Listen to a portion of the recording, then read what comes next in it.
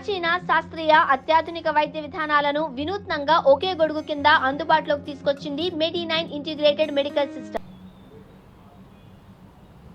తమను SC వర్గీకరణలో group సిలో ఉంచి ప్రత్యేకంగా నేతకాని కార్పొరేషన్ ఏర్పాటు చేయాలని హైదరాబాదు గాంధీ భవన్లో చెన్నూరు ఎమ్మెల్యే వివేక్ వెంకటస్వామి ఆధ్వర్యంలో సీఎంను కలిసిన నేతకాని నాయకులు. చెప్పిన కదా 5 అమ్ముడు పోయే నాయకులు. ఇప్పుడు గుర్తుపెట్టుకోండి, మీకు వస్తున్నాను నేను. అంటే ఏంటి? 30 సంవత్సరాల పోరాటం వల్ల సమాజంలో ఉన్నటువంటి మేధావులు, ఇన్క్లూడింగ్ మాల ప్రొఫెసర్లు, మాల ఐఏఎస్ అధికారులు, అదేవిధంగా రాజకీయ పార్టీలన్నీ కూడా ఏకాభిప్రాయంగా వర్గీకరణ జరగాలి అనేటటువంటిది తీర్మానం చేశారు. నంబర్ 1 అంటే వర్గీకరణను వ్యతిరేకించినటువంటి రాజకీయ పార్టీ ఏది కూడా లేదు. తదనుగుణంగానే కేంద్ర ప్రభుత్వం సుప్రీంకోర్టులో అఫిడవిట్ దాఖలు చేయడం వల్ల 7 జడ్జీలలో 6 జడ్జీలు వర్గీకరణ చేసుకునేటటువంటి అధికారం రాష్ట్రాలకు ఉంది అని తీర్పునివ్వడం జరిగింది. తీర్పిచ్చిన తరువాత ఈ దుష్ట శక్తులు రాజకీయ స్వార్థ పరులు ఏం చేశారు? మా మాలల ఆత్మగౌరవం దెబ్బతిన్నది. నీ గౌరవం ఎక్కడ దెబ్బతిన్నది? నువ్వు దాన్ని అంగీకరించి నీ జాగల నువ్వుంటే వర్గీకరణ అమల్లోకి వచ్చేది. ఏం చేశారు? నియోజకవర్గాలు తిరిగి మీటింగులు పెట్టి మాలల గర్జన పేరుతో ఈ వివేక్ వెంకటస్వామి అనేటటువంటి దళిత ద్రోహి వర్గీకరణకు ఒక మేకవన్న పులిలాగా వర్గీకరణ మాలల సింహ గర్జన పెట్టి వర్గీకరణకు వ్యతిరేకంగా పనిచేయలేదా? అక్కడి నుండి పెండింగ్ పడ్డది కదా అంశం. అదొక పాయింట్. రెండో పాయింట్, మనకు 2000 సంవత్సరంలో ఏ, బి, సి, డి అనే 4 గ్రూపులు ఉన్నాయి. అది అమలు జరిగినటువంటి కాలంలో కొంతమంది పేదవాళ్లకు ఉద్యోగాలు వచ్చాయి. ఇప్పుడేమైంది? 1, 2, 3 గ్రూప్ 1, గ్రూప్ 2, గ్రూప్ 3. మనకు బుడగ జంగాలకు జరిగినటువంటి అన్యాయం ఏంటి? ఏదైతే బుడగ జంగాలు సంచార జీవులుగా పేదరికంలో ఉన్నటువంటి వాళ్ళు 4వ అతిపెద్ద జనాభా కలిగినటువంటి కులము, 1,11,000 పైచిలకు జనాభా కలిగినటువంటి వెనుకబడ్డ జాతికి విద్యాపరంగా, ఉద్యోగపరంగా, ఆర్థికంగా, రాజకీయంగా వెనుకబడ్డ జాతి కాబట్టి మొదటి ప్రాధాన్యతనివ్వాలని చెప్పి ఎక్కడికి తీసుకొచ్చారు? బిలో ఉన్నటువంటి బుడగ జంగాలని ఏలోకి తీసుకొచ్చారు. అంతవరకు చాలా బాగుంది. ఎందుకు అంటే మీరు ఇందాక చెప్తూ సోదరులు మాదిగల కంటే మా ఇళ్ళు దూరంలో ఉంటాయని చెప్పినారు. అంటే ఏంటి? మీరు చాలా వెనుకబడి ఉన్నారు కాబట్టే మాదిగ సోదరులతో పోటీ పడలేరు కాబట్టి మిమ్మల్ని ఎక్కడికి తీసుకొచ్చారు? ఏ గ్రూప్లో తీసుకొచ్చారు. చాలా బాగుంది. ఈ ఏ గ్రూపులో స్పష్టంగా చెప్తున్నాను, ఇది రాజకీయాలతో సంబంధం లేదు. వెంకటేష్ నేత అనేటటువంటి వ్యక్తి ఒక మాజీ గ్రూప్ 1 అధికారిగా, సుప్రీంకోర్టు న్యాయవాదిగా, మాజీ పెద్దపల్లి పార్లమెంట్ సభ్యుడిగా మీకు సంఘీభావం తెలపడానికి వచ్చినాను. ఇది 1000కి 1000% వివేక్ చేసినటువంటి కుట్ర. వివేక్ మాత్రమే దీనికి సమాధానం చెప్పాలి. ఎందుకు చెప్పాలో చెప్తా చూడండి. బాగుంది కదా. అంతకు ముందు గ్రూప్ 3లో అంటే సి కేటగిరీలో 2000 సంవత్సరంలో సి కేటగిరీలో ఏముండింది? మన్నే పంబాల. అంటే ఏంటి? సి గ్రూప్లో ఉన్నారు అంటే ఆర్థికంగా, సామాజికంగా, రాజకీయ పరంగా, విద్యాపరంగా మెరుగైన ఫలితాలను పొందిన అభివృద్ధి జరిగినటువంటి కులం. గ్రూప్ 1లో మీ క్రియేట్ చేసిన తర్వాత 1% ఇచ్చారు. 17 లక్షల పైచిలుకు జనాభా, 17 లక్షల పైచిలుకు జనాభా. ఈ 17,71,000 సారీ, గ్రూప్ 1లో 1,71,000.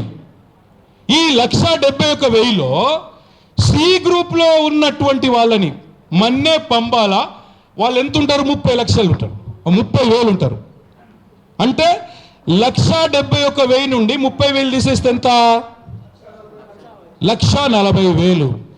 ఈ 1,40,000 బలహీన వర్గాల నా బుడగ జంగాల హక్కులను దోసుకోవడానికి, దోపిడీ చేయడానికి ఈ వివేక్తో పాటు ఢిల్లీలో కూర్చున్నటువంటి ఇంకొక 2-3 మాల నాయకులు ఆ 30,000 మంది మన్నే పంబాల వాళ్ళని తీసుకొచ్చి నా బుడగ జంగాల గొంతు కోయడానికి గ్రూప్ 1లో పెట్టారు.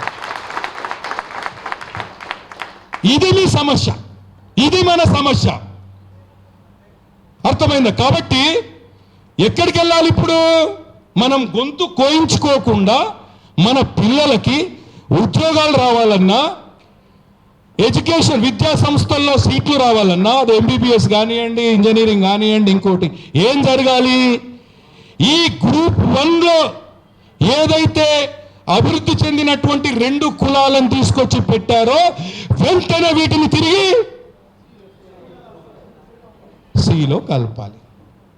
అప్పుడు మీ అవకాశాలని మీకే ఉంటాయి. ఇదే మన కన్ను, ఇదే మన ఫోకస్. ఈ రెండో ఆలోచన లేదు. 3వ శాతం రాదు. ఎందుకంటే 2011 జనాభా లెక్కల ప్రకారం మనకు రావాల్సినటువంటి రిజర్వేషన్ శాతం 15%. 16% పెంచేటటువంటి అవకాశం లేదు. ఇటీవల జరిగినటువంటి జనాభా లెక్కల ప్రకారం జనాభా పెరిగినట్లయితే రిజర్వేషన్ కూడా పెరుగుతుంది. రిజర్వేషన్ పెరిగితే అప్పుడు మనం డిమాండ్ చేయొచ్చు. ఇప్పుడు డిమాండ్ చేసేటటువంటి అవకాశం లేదు.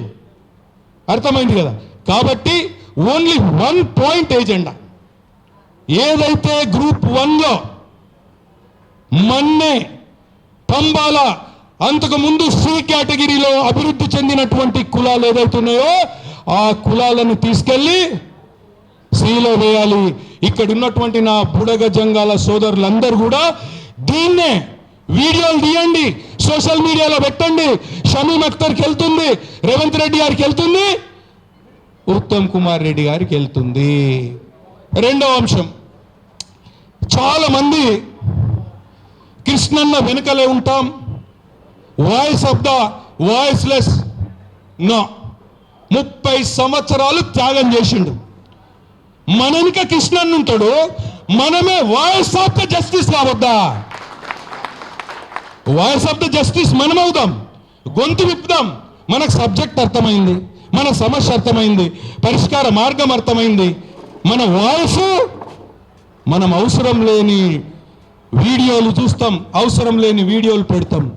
ఇప్పుడు మన వాయిస్ని ప్రభుత్వానికి, ప్రజలకు, మనకు జరిగినటువంటి అన్యాయాన్ని సమాజానికి చెప్పాల్సినటువంటి అవసరం మన మీద ఉంది. ఇంకొక దారుణం, మరి మందకృష్ణన్న కేవలం మాదిగల కోసమే పనిచేస్తున్నాడా? దయచేసి మీరు గుండెల మీద చేపెట్టుకొని ఆలోచించాలి. ఎక్కడ కూడా రాజ్యాంగంలో ఉపకులాలు, ఏ కులము ఏ కులానికి ఉపకులం కాదు. మరి ఏంటి అంటే వృత్తిపరంగా, సంస్కృతి పరంగా, సాంప్రదాయాల పరంగా, భాష పరంగా దగ్గరున్నటువంటి కులాల సమూహం ఏర్పాటు చేస్తాం. దేన్ని దృష్టిలో పెట్టుకొని? ఆర్థిక, సామాజిక, విద్య, ఉద్యోగ అవకాశాలను దృష్టిలో పెట్టుకొని గ్రూపులుగా ఏర్పడతాం. ఇప్పుడు మాదిగా ఉపకులాలు, డప్పు కొట్టాలి, చర్మ వృత్తికారులై ఉండాలి కదా, చెప్పులు కుట్టాలి, ఇవన్నీ. సో ఈ రకంగా మందకృష్ణన్న ఈరోజు మాదిగా ఉపకులాల కోసమే కాదు, ఏదైతే మాల నాయకుడని చెప్పుకుంటున్నటువంటి ఈ వివేక్ వెంకటస్వామి మాల సామాజిక వర్గానికి ద్రోహం చేస్తూ, ఒక మేకవన్నె పులి కుట్ర చేస్తూ దొంగ నాటకాలు ఆడుతూ మళ్ళీ బయట మాట్లాడతారు, మేము వర్గీకరణకి వ్యతిరేకం కాదు, కానీ రాజ్యాంగబద్ధంగా జరగాలి. ఎంత మూర్ఖులు! రాజ్యాంగబద్ధంగానే జరుగుతుంది. ఆర్టికల్ 341 రాజ్యాంగం ప్రకారం ఏదైనా ఒక కులాన్ని ఎస్సీ జాబితాలో చేర్చాలన్నా, ఎస్సీ జాబితాలో నుండి బయటికి తీసుకురావాలన్నా పార్లమెంట్లో చట్టం చేయాలి. దీన్ని వీళ్ళు ఇక్కడ వచ్చి ఏం చేస్తున్నారు? దీన్ని ఇంకొక రకంగా విశ్లేషిస్తున్నారు. మనం ఇప్పుడు ఏంటి, ఏ కులాన్ని ఎస్సీ జాబితాలో నుండి బయటికి తీయట్లేము, ఏ కులాన్ని చేర్చుకోవట్లేదు. ఏం చేస్తున్నాము? మనకు ఉన్నటువంటి 15% రిజర్వేషన్ని జనాభా ప్రాతిపాదికన ఎవరి జనాభా ఎంతుంటే ఆ నిష్పత్తి ప్రకారం రిజర్వేషన్ తీసుకుంటున్నాం. అంటే ఎంత దుర్మార్గమైనటువంటి కుట్ర చేస్తున్నాడో ఈ వివేక్. అంటే కోట్ల నోట్లతో సీట్లు తెచ్చుకునేటటువంటి వివేక్ వెంకటస్వామి ఢిల్లీలో చక్రం తిప్పి అక్కడ కొంతమంది పెద్ద మనుషులు ఉన్నారు, వాళ్ళ ద్వారా ఈ గ్రూప్ 1లో మళ్ళీ మాల సామాజిక వర్గానికే పెద్ద పీట వేసేటట్టు, పేరుకు మాత్రం వర్గీకరణ జరగాలి, సమాజంలో మేము ఎవరికి వ్యతిరేకం కాదు, కానీ ఆ ముసుగులో గ్రూప్ సిలో ఉన్నటువంటి 2 బలమైనటువంటి కులాలను తీసుకొచ్చి గ్రూప్ 1లో వేసి నా బుడగ జంగాల గొంతుని నొక్కేయట్లేదా?